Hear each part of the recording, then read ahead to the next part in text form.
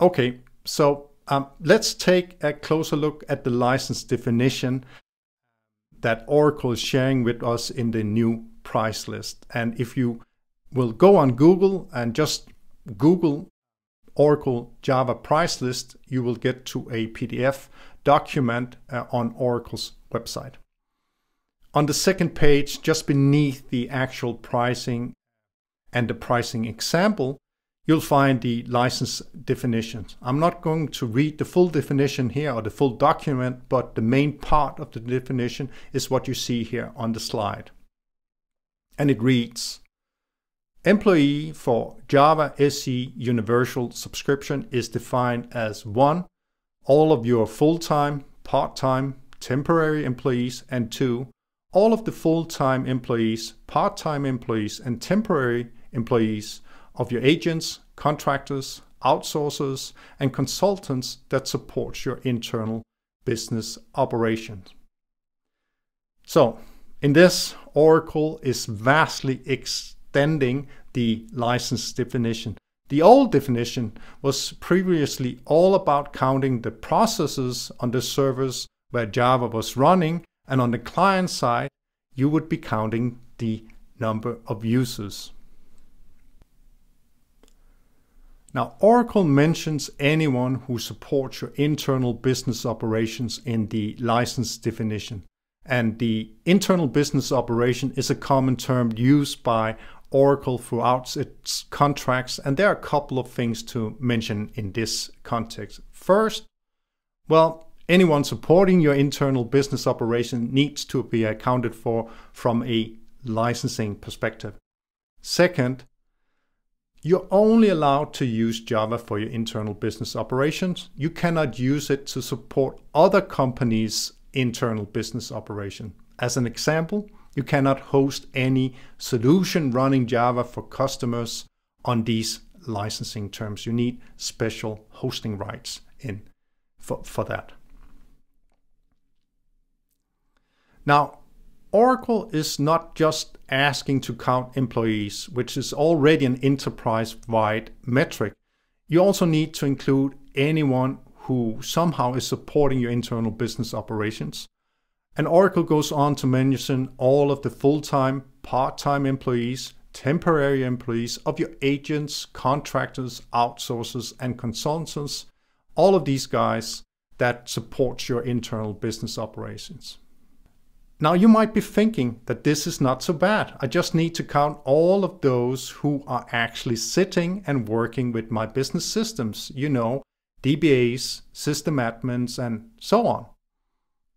But unfortunately, the reality is a bit more complicated than that. No, Oracle goes on to say that the quantity of the license required is determined by the number of employees as per the licensing definition, and not just the actual number of employees that uses the programs. This is, to say the least, a far-reaching licensing definition. As an example, I know, or we all know, that there are some very large, well-known outsourcers out there who are counting their employees not just in the tens of thousands, but in the hundreds of thousands. The actual counting of licenses might end up being a big surprise to you when you're looking at your Java exposure. Moving on, in the license definition, Oracle goes on to say, for these Java SE Universal Subscription licenses, the license quantity purchased must, at a minimum, be equal to the number of employees as of the effective date of your order, under this employee metric for Java SE Universal Subscription programs. Well, in other words, you need to be licensed as per the license definition on the effective date of the order. You cannot negotiate down the number of licenses, and I would think when you consider this loose or somewhat loose licensing definition, there will be plenty of opportunities for Oracle to go back and, let's call it, discuss your actual license need. In some organization, this will be a somewhat volatile number. In the last part of the license definition, Oracle goes on to say that under the employee metric, you may only install and/or run the Java SE Universal Subscription programs on up to 50,000 processes if your use exceed 50,000 processes exclusive of processes installed and/or running on desktops and laptop computers. You must obtain an additional license from Oracle. In other words, if you're running more than 50,000 processor licenses on your servers, not counting desktop and laptops, you need a special license or additional licensing. And this is where Oracle is taking aim at the largest companies out there running Java. Okay, let's move on to an example where we're going to calculate the license need for Java.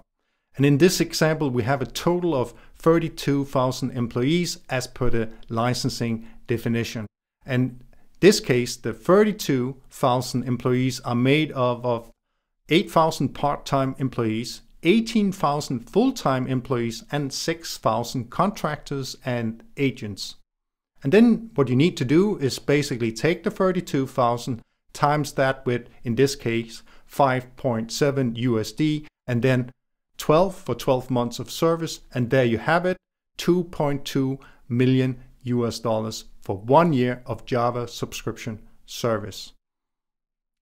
Quite large. The licensing looks simple in the example, but for many companies opening up on Oracle Java licensing discussion, this will be opening up a Pandora's box, basically. Java licensing just became much more complicated. They actually managed to make it look more simple, but in reality, it's much more complicated, and the risk is higher because of the extended definitions where you must include contractors and third parties who is working on your internal business systems.